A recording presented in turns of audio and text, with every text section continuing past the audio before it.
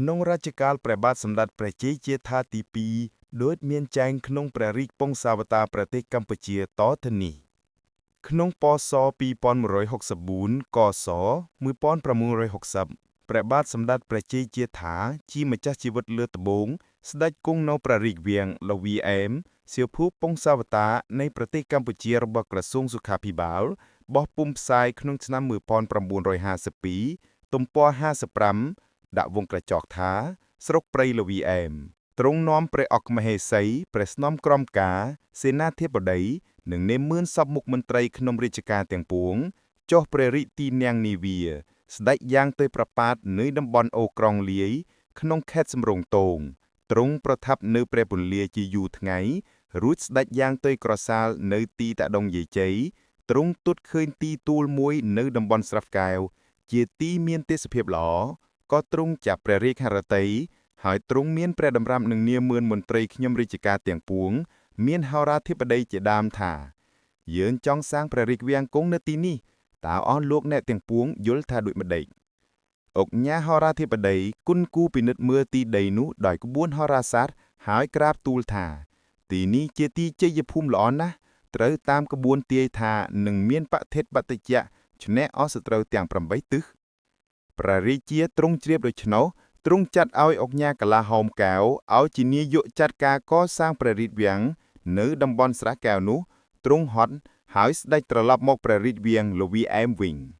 លំដាប់ពីនោះអុកញ៉ាកលាហោមកែវក៏បង្គាប់ទៅចៅហ្វាយស្រុកឲ្យកេណ្ឌបណ្ដារាស្ត្រកាប់ដើមឈើមកធ្វើជាព្រះរាជវាំងតាមព្រះរាជបញ្ជាលុះប្រមូលគ្រឿងសម្ភារៈបានសព្វគ្រប់ហើយ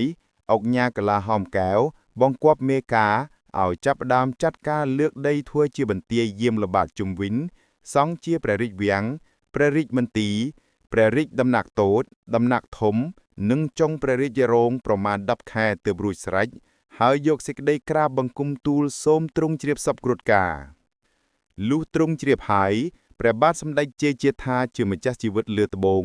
ស្ដេចចាកចេញពីព្រះបរមរាជវាំងលវីអែមទ្រង់ឡើងគង់ព្រះទីនាំងនាវា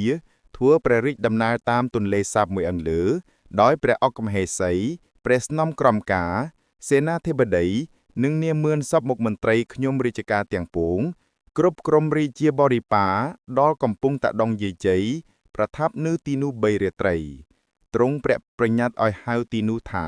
កំពង់លួងហើយទ្រង់ព្រះរាជបញ្ញាភ្នាក់ងារមុខក្រសួងឲ្យរៀបចំធ្វើព្រះរាជពិធីឡើងព្រះរាជវាំងថ្មី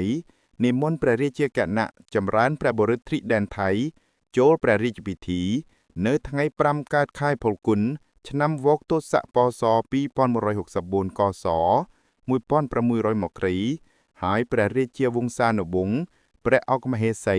ព្រះស្នំក្រមការសេនាធិបតីមន្ត្រីខ្ញុំរាជការជាបរិបារហាស្ដេចឡានកំពង់លួងចូលទៅគង់ព្រះរាជវាំងថ្មីរួចទ្រង់ឲ្យរៀបធម៌ព្រះរាជពិធីសម្ពោធព្រះនគរ3ថ្ងៃដោយមានល្បែងមហោស្រពគ្រប់បែបជាឧឡារិកអធិកអធមក្រៃពេកទើបទ្រង់តាំងព្រះនាមនគរទីក្រុងថ្មីនោះថាព្រះបរមរាជវាំងមហានគរឧដុង្គមានជ័យបុរីរដ្ឋឧត្តមរាជនិវេសដ្ឋានដែលហៅខ្លីថាក្រុងឧដុង្គមានជ័យ